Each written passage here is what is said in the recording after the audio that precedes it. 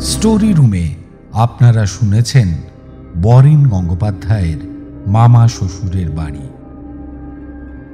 আপনাদের ভালোবাসায় আর প্রশ্রয়ে সে গল্প স্পর্শ করেছে 1.5 লক্ষ ভিউয়ের মাইল ফলক। আর এবার স্টোরি রুমে বরেন গঙ্গোপাধ্যায়ের করটিতন্ত্র।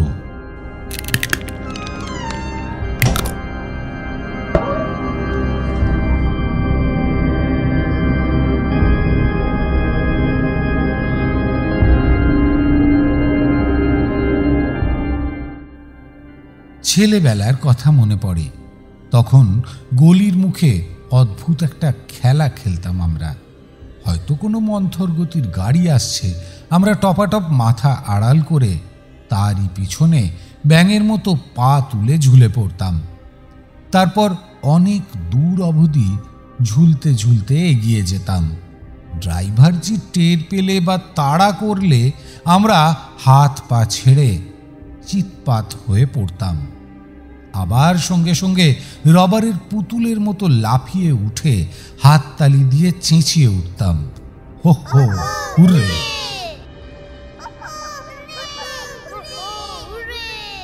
ছেলেবেলার এই খেলাটার কথাই মনে পড়ল। হাসপাতালের সদর গেটে পুলিশের গাড়িটা এসে ব্রেক করার পর যেভাবে ঢিপ করে মোরামের উপর আছড়ে পড়েছি, তাতে এই মুহূর্তে আমার মনে হলো আমি যেন গাড়িটার পিছনে ব্যাঙের মতোই চুরি করে ঝুলতে ঝুলতে এত দূর অবধি এগিয়ে এসেছি। এইবার কেউ আমায় তাড়া করবে। আমি তাই হাত পা ছেড়ে অমনভাবে গড়িয়ে পড়লাম। তার সঙ্গে সঙ্গেই উঠে পড়ে হাতে পায়ের ধুলো ঝেড়ে এমন কিছু লাগেনি গোছের হাসলাম। আমার এই পড়ন দেখে কয়েকজন লোক এদিক ওদিক থেকে ছুটে এসে মজা দেখতে দাঁড়িয়ে পড়ল। তাদের দিকে দৃষ্টি ফেলবার সময় ছিল না, তবু চেঁচিয়ে চেঁচিয়ে আমার দুর্দশার কথা তাদের শোনাতে লাগলাম। আমি বলেছিলাম, দেখুন এদের এই অবিচারটা দেখুন, সেই চৌরঙ্গি রোড থেকে এইভাবে ছুটতে ছুটতে আসছি, অথচ আমাকে একবারও দয়া করে ওর গাড়ির উপর উঠতে বলল না। এমন বেয়ার পেলে অমানুষ আপনারা দেখেছেন কেউ? দেখুন দেখুন। অনেকেই আমার কথা বুঝতে পারছিল না। আমার তখন সব কথা বুঝিয়ে বলার অবসরও ছিল না। ছায়ার মতো পুলিশ অফিসারকে আমি নজর রেখেছি, আর সেই কাঠের বাক্সটাকে। স্ট্রেচার এলে বাক্সটাকে ওরা তুলে দিয়ে বিদায় নেবে। আমার কিন্তু এর পরও রেহাই নেই। হ্যাঁ মশাই, আমার মতো অবস্থায় পড়লে আপনিও রেহাই পেতেন না। যার তার হাতে ওই বাক্সটাকে ছেড়ে দিয়ে নিশ্চিত হতে পারতেন না আপনিও? যদি বলেন কেন, আসুন আপনাকে যতটা পারি এই অবসরে শুনিয়ে নিই।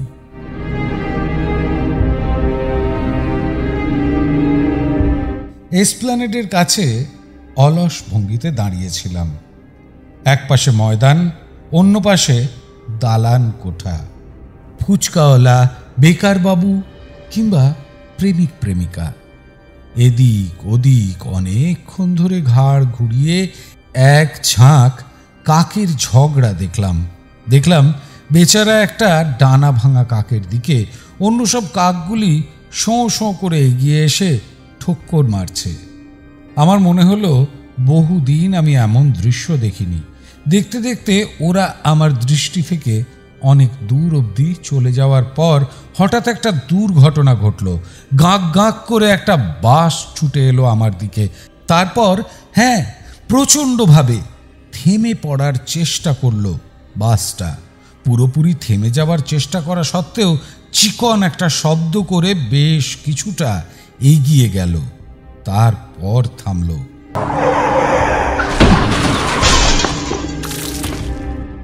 এপাশে ওপাশে যারা দাঁড়িয়েছিল হুড়মুড় করে তারা সব সামনে এসে চুঁকে পড়ল।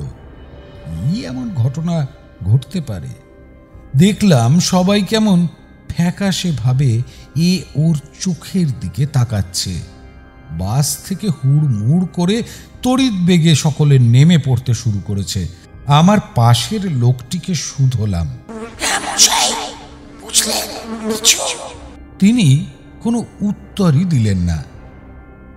তবে কি চাপা পড়ল কেউ? নির্ঘাত চাপা পড়েছে। চাপা পড়া নিজের চোখে আমি দেখিনি। এত বড় কলকাতা শহরে এই দৃশ্য না দেখে বেঁচে থাকার মধ্যে হয়তো একটা মূর্খমি ছিল। তাই বেশ কিছুটা উত্তেজনা বোধ করছিলাম প্রথমে। মনে হচ্ছিল আজ আমি ভাগ্যবান। ভিড় ঠেলে সামনে এসে দাঁড়ালাম, কিন্তু চাপা পড়া লোকটার দিকে তাকিয়েই আঁতকে উঠলাম। এ কেমন নিষ্ঠুর হত্যাকাণ্ড! ধড় মুন্ডু আলাদা হয়ে পড়ে আছে, মাঝখানে রক্তের একটা তরল যোগসূত্র। এমনও হয়? আশ্চর্য! লোকটাকে চিনতে পারছিলাম না প্রথমে। কলকাতায় এত লোক, কেই বা কাকে চিনে রাখে, অথচ আমার মনে হচ্ছিল লোকটা আমার অত্যন্ত চেনা। একসঙ্গে বসেছি, কথা বলেছি। পকেট থেকে চিরুনি বার করে ও যখন সিঁথি কাটছিল, আমিও ওর চিরুনি চেয়ে আমার সিঁথি ঠিক করে নিতে ভুলিনি।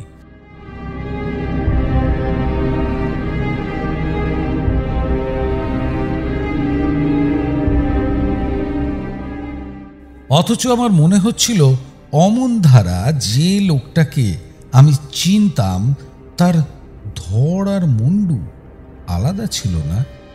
কিন্তু এ লোকটা কি আলাদা কেউ, যার দেহের সঙ্গে মাথার খুলির যোগ নেই? কোনো যোগ যে নেই তাও এই মুহূর্তে স্পষ্টভাবে সবাই যেন দেখতে পারছে। অনেকক্ষণ ধরে খুঁটিয়ে খুঁটিয়ে ওর চোখের পাতা, নাক, বাবরি, কানের লতি দেখলাম। দেখতে দেখতে মনে হচ্ছিল রাস্তার ভিড়টাও দুভাগে যেন ভাগ হয়ে দুটো ভিড়ে পরিণত হচ্ছে। একটা ভিড় ওর মুন্ডুটাকে ঘিরে, অন্যটা ওর দেহটাকে ঘিরে। অথচ আমার ইচ্ছে লোকটার ধড় আর মুন্ডু একসঙ্গে জুড়ে নিয়ে একবার দেখি। ওর মুন্ডুবিহীন ধড়ের দিকে এগোলাম। দেখি আমারই মতো সাদা আধময়লা একটা পাঞ্জাবি ওর গায়ে জড়ানো, সরু কালো পাড় একটা ধুতি ওর পরনে। মিলিয়ে দেখছিলাম ধুতিটা ঠিক আমারই মতো কায়দা করে পরেছে ও। কাছাটাকে নিচ থেকে তুলে এনে নাভির কাছে যেমনভাবে আমি গুঁজে নিই, ঠিক তেমনি ও কাছা গুঁজেছে। ওর গায়ে নেটের গেঞ্জি, ঠিক আমার গায়ে যেমন ঠিক। দেখলাম ওর বুক পকেটে সবুজ রঙের একটা কলম আর কিছু কাগজপত্র। ইচ্ছে হচ্ছিল এই মুহূর্তে ওর বুক থেকে কাগজগুলো বার করে এক পলক চোখ বুলিয়ে নিই। হয়তো দেখব ধোপার বিল, একটা আন্ডারওয়্যার, একটা পাঞ্জাবি, সেমি আর্জেন্ট। আজ সকালেই আমি শুভ্রা লন্ড্রিতে কাপড় দিয়েছি। একটা আন্ডারওয়্যার, একটা পাঞ্জাবি, সব কিছুই আমার সঙ্গে মিলে যাচ্ছে। অথচ বিলের কাগজটাতে মিল থাকবে না? তাও হয়, নিশ্চয়ই মিল আছে। আমি আমার বুক পকেট থেকে সবুজ রঙের কলমটাকে খুলে নিয়ে ভিতরে গেঞ্জিতে গেঁথে রাখলাম।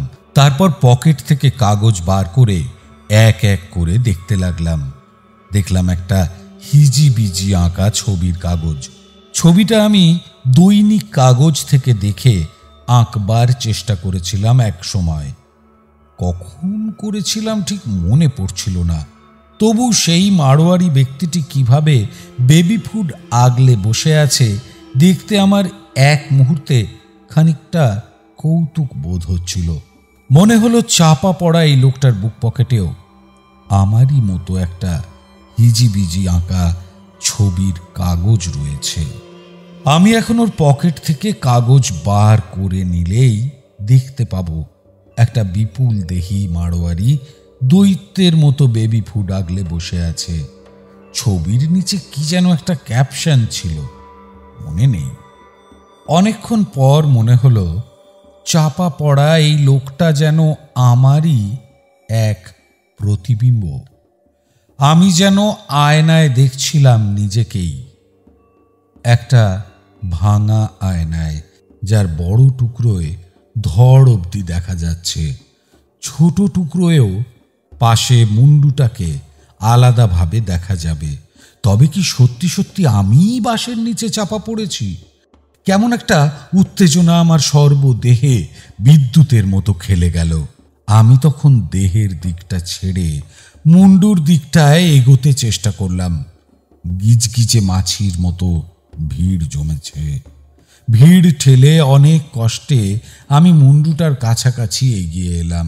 তারপর অনেকক্ষণ খুঁটিয়ে খুঁটিয়ে লক্ষ্য করে কানের পাশে কাটা চিহ্নটাকে খুঁজে পেলাম। ছোটবেলায় ওইখানে মস্ত একটা বিপজ্জনক অপারেশন করতে হয়েছিল আমাকে। দাগটা এখনো সেই স্মৃতির মতো জলজল করে কানের পিছনে ফুটে আছে।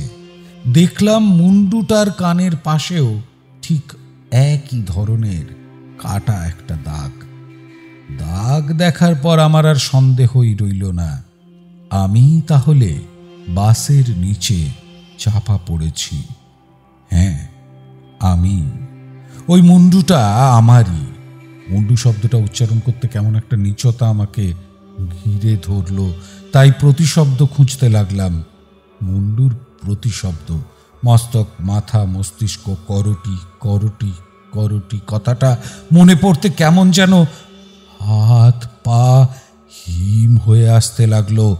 কোথায় যেন বিপদ সংকেত বোঝবার জন্য একটা মাথার খুলির নিচে আড়াআড়িভাবে এঁকে রাখা একজোড়া হাড় ব্যবহার করা হয়। উপরে বা নিচে লেখা থাকে বিপদ, ডেঞ্জার। করটি শব্দটায় ওই ধরনের একটা বিপদ চিহ্ন চোখের সামনে ভেসে ওঠে। ফলে করটি শব্দটাকে মন থেকে মুছে ফেলবার চেষ্টা করতে লাগলাম। তাই ভিড় করা লোকগুলির দিকে করুণভাবে তাকিয়ে বোঝাবার চেষ্টা করলাম। দেখুন দাদারা, বাসনার কাণ্ডটা দেখুন, মাথাটার কি অবস্থা করেছে দেখুন। এখন আমি কি করব বলুন, আপনারা বলে দিন। ভিড়ের ভিতরে অনেকেই অনেক কথা বলছিল তখন। তাদের আমি কোনো কথারই যোগসূত্র খুঁজে পাচ্ছিলাম না। ওরা এখন আমার পক্ষে না ড্রাইভারের পক্ষে ঠিক বুঝে উঠতে পারছিলাম না। আমি আমার স্বপক্ষে আরও অনেক কথাই বলবার চেষ্টা করছিলাম। বলছিলাম, আপনারা কি কেউ এমন ঘটনা ঘটতে দেখেছেন যে বাসের যাত্রী আমি সেই বাসেরই চাকার নিচে দু টুকরো হয়ে বিছিয়ে পড়েছি রাস্তায়? আগামীকাল খবরের কাগজে সংবাদখানা রসিয়ে রসিয়ে বেরুলে আমাকে সমীহ করবেন বলে দিচ্ছি। কিন্তু দাদারা, আমি এখন আমি কি করি, কি করব বলে দিন আমাকে। কে যেন একজন ফিস ফিস করে বলল, পুলিশ আসছে। দেখলাম সত্যি সত্যি একটা পুলিশের গাড়ি এগিয়ে এসে ভিড়ের পাশে থেমে পড়ল। ঝটপট কয়েকজন কনস্টেবল গাড়ি থেকে রাস্তায় নামলো। তারা অনেকটা বর্গির মতো ঝড়ের বেগে ভিড়ের মধ্যে ঢুকে পড়ে ভিড়টাকে অনেক দূর অবধি ছড়িয়ে দিল। আমি আর একটু এগিয়ে গেলাম মাথার দিকে। পুলিশ অফিসার আমাকে ইশারা করলেন সরে যেতে। বললাম, পাগল নাকি মশাই? এটা যে আমার মাথা, আপনি আপনার মাথাটাকে ফেলে রেখে সরে যাবে। পুলিশ অফিসার আবার বললেন, বিরক্ত করবেন না বলে দিচ্ছি। পুলিশের কাজে বাধা দেওয়া আইনত দোষের। আর আপনারা যে আমাকে এইভাবে হেনস্থা করতে চাইছেন, এটাও কিন্তু আইনের বইয়ে গুণের বলে লেখা নেই, জেনে রাখবেন। পুলিশ অফিসার পকেট থেকে নোট বই আর পেন্সিল বার করতে করতে বললেন, ডিউটি ইজ ডিউটি। আমরা খবর পেয়েছি অ্যাক্সিডেন্টের, স্পটে এসেছি, রিপোর্ট দেব, বডি চালান করে চলে যাব। বডির কথা বলছেন? বডিটা তো পড়ে আছে ওই দিকে, ওই ভিড়ের দিকে দেখুন। আর এখানে শুধু এই হেডখানা। পুলিশ অফিসার বিরক্তভাবে বললেন, আমাদের কিছু দেখাতে হবে না, যা দেখবার আমরা ঠিক ঠিক দেখে নিতে পারবো। আপনি একটু সরে যান। অসম্ভব, মাথাটাকে ফেলে রেখে আমি কখনোই সরে যেতে পারি না মশাই। যা পারি না সে কাজ করতে বলবেন না আমাকে। একজন পুলিশ আমাকে সরিয়ে নিয়ে যাবার চেষ্টা করছিল। তার লোহার মতো শক্ত আঙুলগুলি আমার কবজির উপর চেপে বসেছিল। আমি অনর্গল কথা বলছিলাম, আমার নাম, আমার ধাম, আমার বংশ পরিচিতি, মাসিক আয়, গোয়ালার হিসাব। মায় আমি এই যে ধুতিটা গতকাল ভেঙেছি সেই কথাটাও চেঁচিয়ে চেঁচিয়ে বলে যাচ্ছিলাম। কিন্তু পুলিশের লোকগুলো আমার কথার কর্ণপাত করছিল কিনা বোঝা যাচ্ছিল না। তারা কেমন নির্বিকার, মুখের রেখায় একটুকু বিচলতার চিহ্ন ফুটছিল না ওদের। পুলিশের লোকগুলোকে এই জন্য আমি একেবারেই বরদাস্ত করতে পারি না। মেশিনের মতোই নিয়ম বাঁধা লোকগুলো কোনো কর্মের নয়। এতই যদি নিয়ম মেনে চলতে হয় তাহলে ভোগ করার থাকবে কি? এসব ব্যাপারে আমার মতো গা ঢিলে লোক আর দুটি নেই। আমি অনুনয় করে পুলিশ অফিসারকে বললাম, স্যার, অধমের উপর একটুকু কি দয়া হয় না আপনার? আচ্ছা, আপনি যদি আমার মতো অবস্থায় পড়তেন একবার ভেবে দেখুন স্যার। পুলিশ অফিসার নোটবুকে তার রিপোর্ট লেখা শেষ করে মাথাটাকে একটা কাঠের বাক্সে করে নিতে আদেশ করছেন। তখন দেখলাম একটা কাঠের বাক্স আর হাতুড়ি পেরেক নিয়ে এগিয়ে এলো একজন। বাক্সের মধ্যে কিছু খড় গুঁজে দিয়ে তার মধ্যে মাথাটাকে ভরে আবার খড় চাপা দিতে ভুলল না সে। যেন কোনো কাচের তৈরি পুতুল প্যাক করা হলো বাক্সে। হাতুড়ি ঠুকে ঠুকে বাক্সের মুখ বন্ধ করা হলো। তারপর বাক্সটাকে মাথায় করে গাড়িতে নিয়ে তোলা হলো। চেঁচিয়ে উঠলাম ঠিক তক্ষুনি, কিন্তু স্যার, বডিটা যে পড়ে রইল, আমার বডিটা স্যার। পুলিশ অফিসার স্মিত হাসতে হাসতে কালো গাড়িটার সামনের দিকে গিয়ে দাঁড়ালেন। তারপর ড্রাইভারদের পাশে গিয়ে উঠতে উঠতে বললেন, মানুষদের আসলই হচ্ছে মাথা। মাথাটা নিয়েই কারবার আমাদের। ওটাকেই ডাক্তারের কাছে ফেলে দিলে সুইসাইড না অন্য কিছু জানা যাবে। তাই বলে বডিটা এখানে পড়ে থাকবে বলতে চান স্যার? পুলিশ অফিসার ইশারা করলেন, অর্থাৎ বন্ধ করো জালের দরজা, ছেড়ে দাও গাড়ি। গাড়ি স্টার্ট নিল।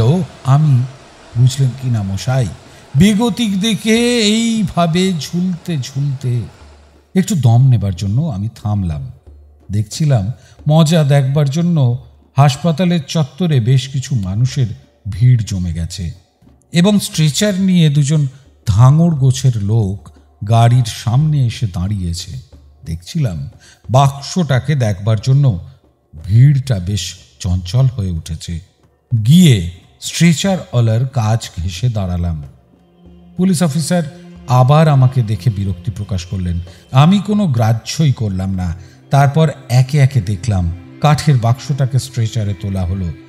দেখলাম ওরা তাচ্ছিল্যের হাঁটতে হাঁটতে মাথাটাকে নিয়ে হাসপাতালের বিরাট দরজা দিয়ে ঢুকলো। আমিও হাসপাতালে ঢুকে পড়লাম। হাসপাতালের বিচিত্র কটু গন্ধটা আমাকে ঘিরে ধরল। বাসি মৃতদেহের গা থেকে এমন ধারা গন্ধ বেরোয় বলেই আমার মনে হচ্ছিল। আমি স্ট্রেচারে সামনের দিককার লোকটার সঙ্গে আলাপ করার চেষ্টা করলাম। হ্যাঁ দাদা, মাথাটা ফেরত দেবে তো ওরা? লোকটা আমাকে গ্রাহ্যই করছিল না। আমি আবার বললাম, বলুন দাদা, বিপদে পড়েছি বলেই শুধোচ্ছি। লোকটি বলল, কাটা ছেঁড়ার পর মাথাটা আর ফিরিয়ে দেবার ইচ্ছেই থাকবে না মশাই, তার চেয়ে বরং সরে পড়ুন। আমি আরও কিছু বলতে যাচ্ছিলাম। পালোয়ান গোছের দুজন নার্স হালকা একটু বাতাস বুলিয়ে আমাদের পাশ দিয়ে নির্বিকারভাবে সরে গেল। আমরা বড় বড় দুটো হলঘর পেরিয়ে গেলাম। পেরিয়ে অপারেশন থিয়েটারের ঘরের দরজায় থমকে দাঁড়ালাম। স্ট্রেচার ওয়ালারা ঢুকে পড়ল। আমিও খানিকটা ঢুকবার চেষ্টা করে বুঝতে পারলাম ঘরের দারোয়ান ধাক্কা দিয়ে আমাকে বাইরে বের করে দেবার চেষ্টা করছে। ডুকরে উঠে বললাম, দারোয়ানজি, কাজটা কি ভালো হচ্ছে? আমি এখানে ডাকাতি করতে আসি না, শুধু ডাক্তারবাবুকে দুটো কথা বলবো। দারোয়ানজি, আমাকে ছেড়ে দাও। ভিতর থেকে কে যেন আমাকে ছেড়ে দিতে আদেশ করছে দারোয়ানকে শুনতে পেলাম। ভগবানকে ধন্যবাদ দিয়ে ভিতরে ঢুকে পড়লাম। নীলচে ক্ষীণ আলোয় ঘরটা অদ্ভুত এক ইন্দ্রজালের মতো দেখাচ্ছে মনে হলো। মাঝখানে একটা টেবিল, অয়েল ক্লথ বিছানো। টেবিলের কিছুটা উপর ফ্লাড লাইটের আয়োজন, কিন্তু আলোটা কেমন নিয়ন ও নীলাভ। কোণের দিকে একটা টুলের উপর ফুলদানি বসানো, অনেকটা যেন ড্রয়িং রুম সাজানো ঘরের মতো। এক পাশে একটা লতা পাতা আঁকা সোফা। ওইখানে চুপচাপ বসে থাকুন। আমি ফিরে তাকিয়ে দেখলাম সাদা আলখাল্লা পরা, ছুরি কাঁচি হাতে এক ডাক্তার কাঠের বাক্স থেকে মুন্ডুটাকে তুলে এনে টেবিলের উপর বসিয়ে দিচ্ছে একজন নার্স। ঠোঁটে লিপস্টিক ঘষা দেখাচ্ছিল, যেন দুটো মাছের আঁশ লেগে আছে। মাথায় তার সাদা একটা শিরোপা, পায়ে রবারের জুতো। হাঁটতে চলতে একটুকু শব্দ হচ্ছিল না।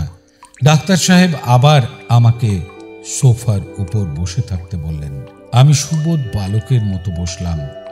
বসতে বসতে বললাম, স্যার, একটু ভালো করে পরীক্ষা করে রিপোর্টখানা লিখবেন। এর উপরে স্যার আমার জীবন মরণ সমস্যা। যেমন যেমন পাবো তেমন তেমনই লিখব, বানিয়ে বানিয়ে লিখব না। ডাক্তারবাবু ফিতা দিয়ে মাথার দৈর্ঘ্য প্রস্থ মাপতে লাগলেন। মাথার চুলগুলো নীলাভ দেখাচ্ছিল। বললাম, চুলের রংটা কি আপনি নীল লিখলেন? যেমন দেখাচ্ছে তেমনই লিখছি। তাহলে স্যার ভুল করছে। আসলে আমার মাথার চুল ঘন কৃষ্ণবর্ণ। কৃষ্ণবর্ণ লিখুন স্যার। আর কানের পাশের কাটা দাগটা কি স্যার দেখতে পেয়েছেন? আমাকে দেখিয়ে দেওয়ার কোনো প্রয়োজন নেই, চুপচাপ বসে থাকুন। কিন্তু স্যার, আমার ব্যাপারগুলো যদি না শোনেন, রিপোর্ট তবে ভুলে ভরে যাবে। আমি আমার নাম, ধাম, বংশ পরিচিতি বলতে শুরু করলাম। ডাক্তার সাহেব চেঁচিয়ে উঠে ধমকালেন আমাকে, স্টপ ইট।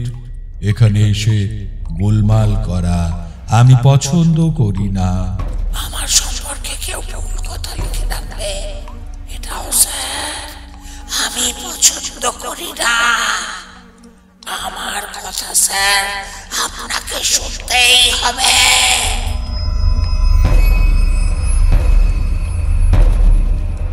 ডাক্তারবাবু অনেক কষ্টে ক্রোধ দমালেন নিজের। আমি বুঝতে পারলাম, কিন্তু আমি কি করতে পারি? বলতে শুরু করলাম, ঘুম থেকে ওঠার পর কি কি করি আমি। গোপনে আমি আমার ভিতরকার কি কি রোগ অতি যত্নে পুষে রাখি। কেন রাখি? কেন আমি মাঝে মাঝে অসামাজিক কাজগুলো করে বসি? একবার স্যার রেস্টুরেন্টে চা খাওয়ার পর একটা চামচ আমি পকেটে করে পালিয়ে এসেছিলাম। চামচটা আমি বাসে চড়ে বাড়ি ফেরার পথে জানলা দিয়ে বাইরে ফেলে দিয়েছিলাম। ডাক্তারবাবু একটা সরু রবারের নল আমার শ্বাসনালী দিয়ে ঢুকিয়ে দিয়েছেন। আমি দেখলাম চোখের তারায় অদ্ভুত সব আলো ফেলে রং আর গভীরতা মাপলেন। সঙ্গে সঙ্গে তার নোট বইয়ে কি সব যেন লিখে নিলেন। আমি উত্তেজিত বোধ করছিলাম। স্যার, আমি যা বলছি তা কি সব মিলে যাচ্ছে? না, নিশ্চয়ই যাবে স্যার। একটু কষ্ট করে রিপোর্টটা আমার জীবনের সঙ্গে মিলিয়ে লিখবেন, ওইটুকু আমার অনুরোধ স্যার। ডাক্তারি শাস্ত্রটা ছেলে খেলার বস্তু না। ডাক্তার সাহেব তখন মাথার উপর দিকে তিনটি বড় বড় সূঁচ ঢুকিয়ে দিয়েছেন। বললাম, একবার স্যার ভারী মজার একটা ঘটনা ঘটে গেল। ট্রামে চড়ে বাড়ি ফিরলাম, পকেটে পয়সাও না ছিল এমন নয়, কিন্তু ট্রাম কন্ডাক্টরকে দেখে আমার পয়সা ফাঁকি দিতে ইচ্ছে হলো। গা বাঁচিয়ে গেটের কাছে দাঁড়িয়ে মাঝে মাঝে কন্ডাক্টরকে নজরে রাখতে লাগলাম। একবার একটু সন্দেহ হওয়ায় চলতি ট্রাম থেকেই প্রায় ঝাঁপ দিলাম। তখন মারমুখী যাত্রীদের চাপে থেমে পড়লো ট্রাম। কন্ডাক্টরকে এই মারে তো সেই মারে। আমি অতি কষ্টে দাঁড়িয়ে জামা কাপড় থেকে ধুলো ঝাড়তে ঝাড়তে কন্ডাক্টরকে বললাম, রাসবিহারী থেকে কত ভাড়া? ভাড়াটা এগিয়ে দিলাম। এইবার দেখুন স্যার, হামেশাই আমি এই ধরনের কাজ করি, নিশ্চয়ই কোনো গন্ডগোল রয়ে গেছে। দেখুন না স্যার, একটু ভালো করে দেখে আসল তথ্যটাকে বার করুন না স্যার। ডাক্তার সাহেব ইতিমধ্যে তার নোট লেখা শেষ করেছেন বলে মনে হলো। তিনি এবার গ্লাভস খুলছেন হাতের।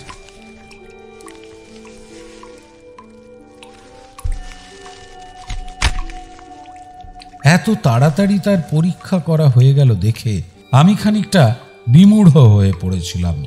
বললাম, স্যার রিপোর্টটা একটু শোনাবেন, ইচ্ছে হচ্ছে শুনতে। এখানে নয়, ডাক্তার সাহেব বললেন, কোর্টেই শুনতে পাবে, যাও।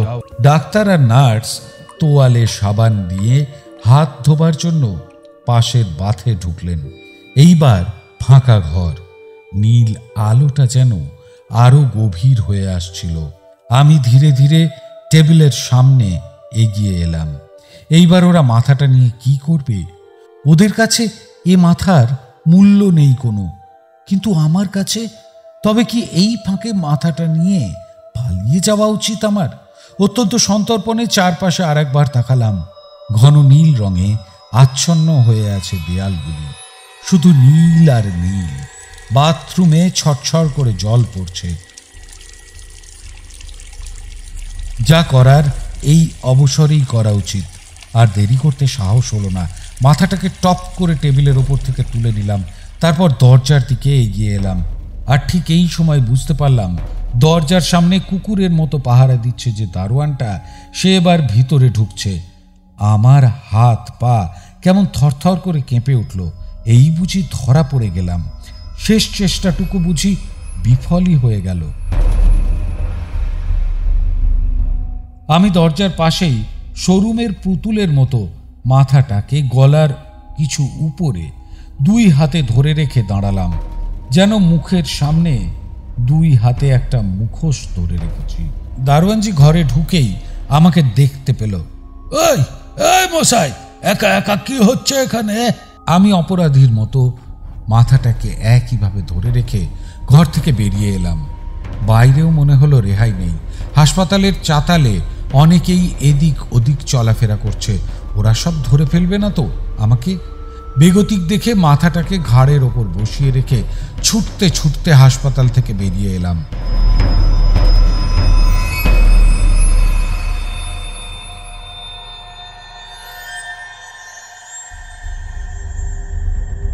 রাস্তায় ডবল ডেকার বাস যাচ্ছে, ট্রাম, ট্যাক্সি, ঠেলাগাড়ি, হাঁটা লোকে গিজ গিজ করছে। ছুটে চললাম ঊর্ধ্বশ্বাসে, যেন বা পিছনে এক দল পাগলা কুকুর তাড়া করেছে। বহুকাল আমি এত জোরে ছুটেছি কিনা মনে করতে পারলাম না। গলি দিয়ে, অন্ধকার রাস্তাগুলোর ভিতর দিয়ে, ভিড়ের দিক থেকে গা লুকিয়ে ছুটতে ছুটতে এক সময় সত্যি সত্যি বাড়ির দরজায় এসে কড়া নাড়লাম। ভীষণ জোরে হাঁপ হচ্ছিল আমার। সারা দেহ দর দর করে ঘামিয়ে গিয়েছিল। পাঞ্জাবিটার বোধহয় পিছন দিকে ফেঁসে যাবে। এবার খুব সাবধানে গা থেকে খুলে ফেলতে হবে পাঞ্জাবিটাকে। আমি আবার কড়া নাড়লাম। ভিতর থেকে দরজা খোলার শব্দ পেলাম। যাক বাবা, বড় জোর বাঁচা গেছে। দেখলাম আমার স্ত্রী দরজা খুলে দু পাল্লায় হাত রেখে অদ্ভুতভাবে আমার দিকে তাকিয়ে আছে। বললাম, অনেক কথা আছে, চলো ভিতরে যেতে দাও। স্ত্রী তবু দরজা না ছেড়ে আমার সর্বাঙ্গ খুঁটিয়ে খুঁটিয়ে লক্ষ্য করতে লাগলো, যেন একটা অদ্ভুত কিছুকে ভিতরে যেতে দিতে আপত্তি ওর। আবার বললাম, কি হলো, ঢুকতে দেবে না?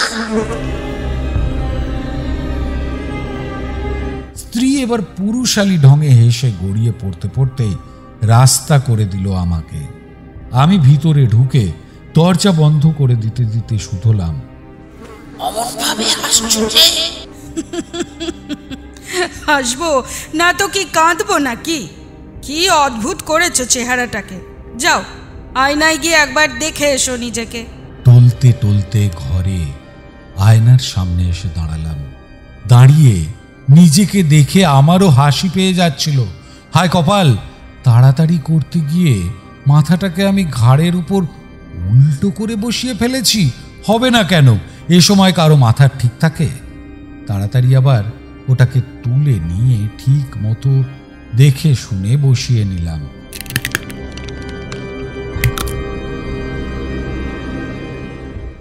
তারপর স্ত্রীর দিকে তাকিয়ে বললাম, দেখো তো ভাইরি, এবার মাথাটা ঠিক মতো ফিট করেছে কিনা।